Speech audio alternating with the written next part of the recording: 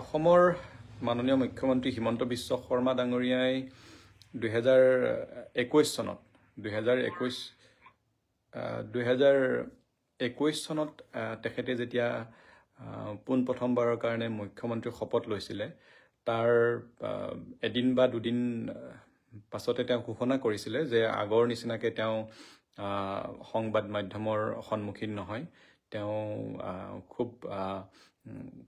মানে যেহেতু ব্যস্ত থাকিব লাগিব গতিকে তেওঁ সকলো বিষয়তে আগৰ নিচিনা আগতে যেনেকৈ মন্ত্ৰী হৈ থাকোঁতে তেখেতে সকলো বিষয়তে কথাবিলাক মিডিয়াৰ আগত বক্তব্যবিলাক ৰাখিছিলে এতিয়া তেওঁ নাৰাখে আৰু বিভাগীয় মন্ত্ৰীবিলাকে নিজৰ নিজৰ বিভাগৰ তেওঁলোকে প্ৰেছ মিট দিব পাৰিব কথা বতৰাবিলাক ক'ব পাৰিব আৰু মাহত এবাৰ দুবাৰহে তেওঁ মষ্ট প্ৰবাবলি যিমান দূৰ মোৰ মনত আছে মাহত এবাৰ দুবাৰহে তেওঁ সাংবাদিকৰ সন্মুখীন হ'ব সেই কথাটো তেওঁ কৈছিলে আৰু খুব ভাল লাগিছিলে যেতিয়া আমি শুনিবলৈ পাইছিলোঁ যে তেওঁ যিহেতু মুখ্যমন্ত্ৰীৰ দায়িত্ব গ্ৰহণ কৰিছিলে গতিকে তেওঁ কাম কাজত মনোনিৱেশ কৰিব আৰু তেওঁ মিডিয়াৰ মাহেকত এবাৰ বা দুবাৰ তেনেকৈ সন্মুখীন হ'ব তাৰ পাছত তেওঁ সেই আমাৰ মাননীয় মুখ্যমন্ত্ৰীগৰাকীয়ে সেই কথাটো ৰাখিব নোৱাৰিলে দিনটোত কেতিয়াবা দুবাৰো আহে তিনিবাৰো আহে মিডিয়াৰ আগত চাৰিবাৰো আহে আৰু আটাইতকৈ গুৰুত্বপূৰ্ণ কথাটো হ'ল তেওঁ কোনো বিভাগৰ মন্ত্ৰীকে চান্সটো নিদিয়ে বিভাগীয় মন্ত্ৰীবিলাকে তেওঁলোকৰ দুখ বেদনা তেওঁলোকেহে জানে চাগৈ যে মুখ্যমন্ত্ৰীয়ে শিক্ষা বিভাগৰ হওক স্বাস্থ্য বিভাগৰ হওক আন বিভাগৰ হওক মন্ত্ৰীৰ যে অস্তিত্ব আছে সেইটো মুখ্যমন্ত্ৰীয়ে সদায় অস্তিত্ব নাই সেই মুখ্যমন্ত্ৰীগৰাকীয়ে সদায় সেইটো কথা প্ৰমাণিত কৰি আহিছে আৰু বিশেষকৈ শিক্ষা বিভাগৰ ক্ষেত্ৰত কৈছোঁ আজিৰ পৰা কেইটামান দিন আগতে মুখ্যমন্ত্ৰী ডাঙৰীয়াই তেওঁ নিজকে বাৰ বাৰ লাইভত আহি মামা বুলি কৈ সমাজ বিজ্ঞানৰ প্ৰশ্ন কাকতখনৰ কথা উল্লেখ কৰিছিলে যে এনেকুৱা যদি পৰিস্থিতি হয় আমি পাছ কৰাই দিম সকলো বিভাগতে আমি দেখা পাওঁ মুখ্যমন্ত্ৰীগৰাকীয়ে লাইভত আহিব নাইবা প্ৰেছ মিট দিব নাইবা আন ধৰণে তেওঁ ছ'চিয়েল মিডিয়াৰ যোগে সকলো বিভাগৰ মন্ত্ৰীসকলক কোনো ধৰণৰ সুযোগ নিদিয়ে তেওঁ নিজে আহি কথা বতৰাবোৰ ঘোষণা কৰে নিজে আহি ইণ্টাৰেক্ট কৰে আৰু দুদিনমান আগতে তেওঁ মামা বুলি কৈ ভাগিনসকলৰ কাৰণে পৰীক্ষাৰ কথাটো লাইভত আহি কৈ গৈছিলে কিন্তু আজি মই বিচাৰি আছোঁ মুখ্যমন্ত্ৰী ডাঙৰীয়া এতিয়া লাইভত নাই মানুহগৰাকী আজিহে তেওঁক লাগিছিলে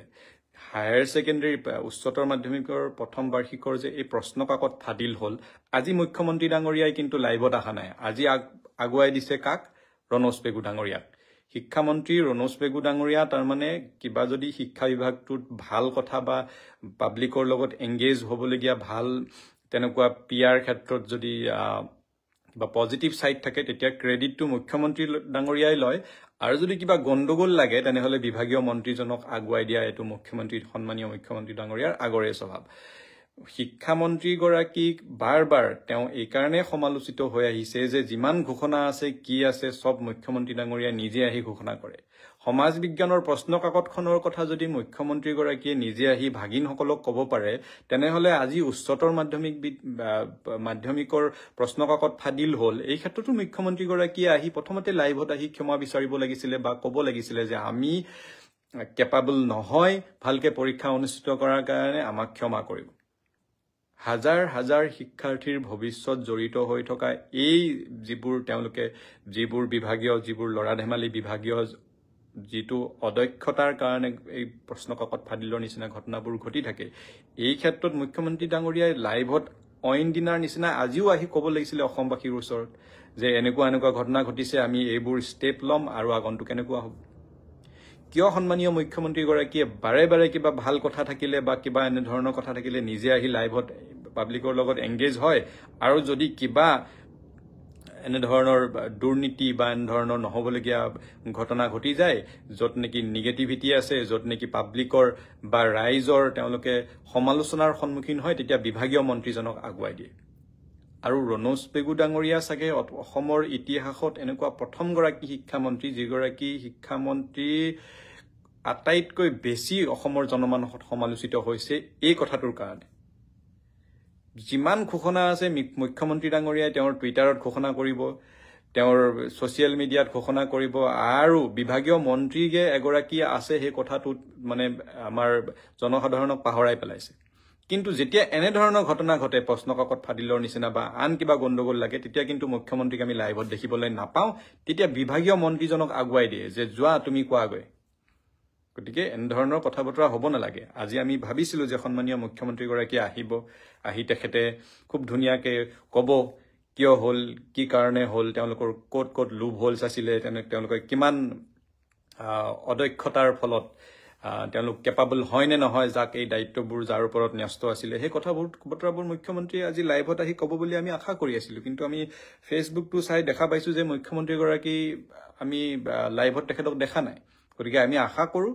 যেনেধৰণে মুখ্যমন্ত্ৰীগৰাকী সঘনে লাইভত আহি বাকী কোনো বিভাগীয় মন্ত্ৰীক কোনো ধৰণৰ সুযোগ নিদিয়ে তেওঁলোকৰ বিভাগত কি চলি আছে, মুখ্যমন্ত্ৰীগৰাকীয়ে নিজে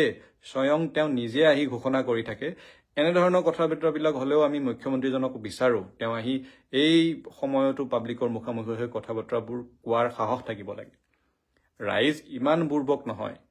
ৰাইজক বুৰ্বক বুলি ভাবাটো উচিতো নহয়। আৰু এতিয়া 11:20 হ'ল, এতিয়ালৈকে মুখ্যমন্ত্ৰীগৰাকীৰ গোটেই ফেচবুকটো যদি আমি চাওঁ, তেওঁ কিন্তু এবাৰো এই ঘটনাটোক লৈ তেওঁৰ যি মতামত বা তেওঁ কিমান কনচাৰ্ণ এইটো ক্ষেত্ৰত তেওঁ ফেচবুকত কোনো ধৰণৰ এতিয়ালৈকে পোষ্ট দিয়া নাই। কিন্তু যদি কিবা বেলেগ কথা থাকিলেহেঁতেন তেওঁ ফটককৈ লাইভত আহি ধুনীয়াকৈ সুন্দৰ আৰু সাৱলীলভাৱে কথা বতৰাবোৰ ক'লেহেঁতেন। এতিয়া অঘটন এটা ঘটিলে কাৰণে এটা তেওঁলোকৰ মিছমেনেজমেণ্ট বা তেওঁলোকৰ অদক্ষতাৰ কাৰণে পেপাৰ লিকটো হ'ল কাৰণে মুখ্যমন্ত্ৰীক নহয়, মুখ্যমন্ত্ৰী নিজে অহা নাই, শিক্ষামন্ত্ৰীজনক আগুৱাই দিছে। গতিকে এনেধৰণৰ কথা বতৰাৰ বহু কথা স্পষ্ট হৈ পৰে। মুখ্যমন্ত্ৰীগৰাকীয়ে আচলতে নিবিচাৰে যে কোনো ধৰণৰ বিভাগীয় মন্ত্ৰীয়েই তেওঁলোকৰ কাম কাজৰ খতিয়ান বা তেওঁলোকৰ যিটো পাব্লিক ৰিলেশ্যন তেওঁলোকে নিজে গঢ়ক বা পাব্লিকৰ লগত তেওঁলোকে জড়িত থাকক। মুখ্যমন্ত্ৰীগৰাকীয়ে ওৱান মেন শ্ব'ত বিশ্বাস কৰে। তেওঁ নিজেই গোটেই বিভাগৰ ক্ৰেডিট যি দুই এটা ল'বলগীয়া আছে লয়, আৰু যদি কিবা গণ্ডগোল ঘটে এই বিভাগীয় মন্ত্ৰীবোৰক আগুৱাই দিয়াৰ তেওঁৰ স্বভাৱ। আচলতে শিক্ষামন্ত্ৰী সন্মানীয় শিক্ষামন্ত্ৰী ৰণোজ পেগু ডাঙৰীয়াও ক'ব লাগিছিলে যে এই ক্ষেত্ৰত মই বক্তব্য নিদিওঁ, আপুনি যিহেতু দুদিনমান আগতে সমাজ বিজ্ঞানৰ পাছ কৰাই দিয়াৰ কথাটো ঘোষণা কৰিলে, এতিয়া পেপাৰ লিক হৈছে, আপুনিয়ে যাওকগৈ আৰু লাইভত আহি ৰাইজৰ লগত কথা বতৰা পাতকগৈ। আচলতে সন্মানীয় ৰণোজ পেগু ডাঙৰীয়াৰ ভয়তে নে কিহতে তেওঁ মুখ্যমন্ত্ৰীগৰাকীক ক'ব নোৱাৰে নাজানো, কিন্তু আমি হ'লে কথাবোৰ বুজি পাওঁ যে ভাল সময়ত কাকো চান্স নিদিয়ে, নিজে আহি লাইভত ক'ব, নিজে আহি ঘোষণা কৰিব, আৰু যেতিয়া এনেধৰণৰ ঘটনা ঘটিব তেতিয়া বিভাগীয় মন্ত্ৰীজনক ৰাইজৰ ককৰ্থনা শুনাৰ কাৰণে আগুৱাই দিব। গতিকে শিক্ষামন্ত্ৰী ৰণোজ পেগু ডাঙৰীয়াকো আমি অনুৰোধ জনাইছোঁ, তেখেতে অতি সোনকালে বেছি ৰাতি হোৱা নাই, মুখ্যমন্ত্ৰীগৰাকীক এটা ফোন কৰক, ফোন কৰি মুখ্যমন্ত্ৰী সন্মানীয় হিমন্ত বিশ্ব শৰ্মা ডাঙৰীয়াক কওক যে আপুনি যেনেধৰণে অইন দিনা লাইভত আহি ধুনীয়াকৈ কথা বতৰাবোৰ কয়, আজি পেপাৰ লিক হৈছে, আপুনি যাওকগৈ আৰু ভাগিনসকল ৰখি আছে আপোনাৰ লাইভটো চাবলৈ। আপুনি লাইভত আহি কিয় পেপাৰ লিক হ'ল, কোনে কৰিলে, আৰু এই পেপাৰ লিক হোৱাৰ পাছত কাৰ কাৰ বিভাগৰ দায়িত্বত থকা কোন কোন মানুহৰ ওপৰত ব্যৱস্থা ল'লে, এইবোৰ কথা ভাগিনসকলে আৰু ৰাইজে মুখ্যমন্ত্ৰীৰ মুখৰ পৰা শুনাৰ কাৰণে ৰৈ আছে। গতিকে এতিয়াও সময় আছে, বেছি ৰাতি হোৱা নাই। মুখ্যমন্ত্ৰী এনেও ৰাতি 2-3টালৈকে কাম কৰে। ৰণোজ পেগু ডাঙৰীয়াই এতিয়া ফোন এটা মাৰক মুখ্যমন্ত্ৰী ডাঙৰীয়াক আৰু কওকগৈ যে যিহেতু ক্ৰেডিটবোৰ আপুনিয়ে লয়, আপোনাৰ এইটো স্বভাৱ ক্ৰেডিট লোৱা, গতিকে এতিয়া ঘটনা এটা ঘটিছে, আপুনি যাওকগৈ, ভাগিনসকল ৰখি আছে, সেই কথাটো ক্লিয়াৰিফিকেশ্যন দিয়কগৈ। গতিকে বেছি দীঘলীয়া নকৰোঁ, লাইভটোত আহি যিসকলে ভাগ ল'লে সকলোকে ধন্যবাদ। আৰু সন্মানীয় মুখ্যমন্ত্ৰী হিমন্ত বিশ্ব শৰ্মা ডাঙৰীয়াক আকৌ এবাৰ অনুৰোধ জনাইছোঁ যে বেছি ৰাতি হোৱা নাই, আপুনি খুব ডাঙৰ অসমত এটা হেৰি হৈছে, উচ্চ হায়াৰ ছেকেণ্ডেৰী ফাৰ্ষ্ট ইয়াৰৰ পেপাৰ লিক হৈছে, এইটোৰ পৰীক্ষাৰ লগত অসমৰ হাজাৰ হাজাৰ পৰীক্ষাৰ্থীৰ ভৱিষ্যত জড়িত হৈ আছে। গতিকে এইবোৰ লৰা ধেমালি কৰি আমি আমাৰ ছাত্ৰ ছাত্ৰীসকলক ভৱিষ্যতে তেওঁলোকৰ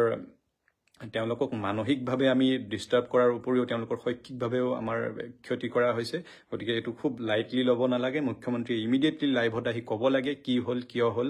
আৰু কেনেকৈ হ'ল তদুপৰি ইয়াত বহুত ৰাজনৈতিক মহলে ইতিমধ্যে তেওঁলোকৰ ৰাজনৈতিক হেৰিবোৰ গুণ পাইছেই যে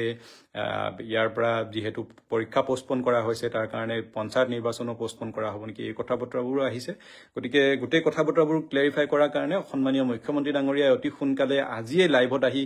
এই কথাটো ক্লেৰিফাই কৰিব লাগে আৰু আমি ভাগিনসকলে বা আমাৰ সকলোৱে সন্মানীয় মুখ্যমন্ত্ৰীগৰাকীক এই বিষয়ত লাইভটো চাবলৈ ৰখি আছো ধন্যবাদ জয় আই অসম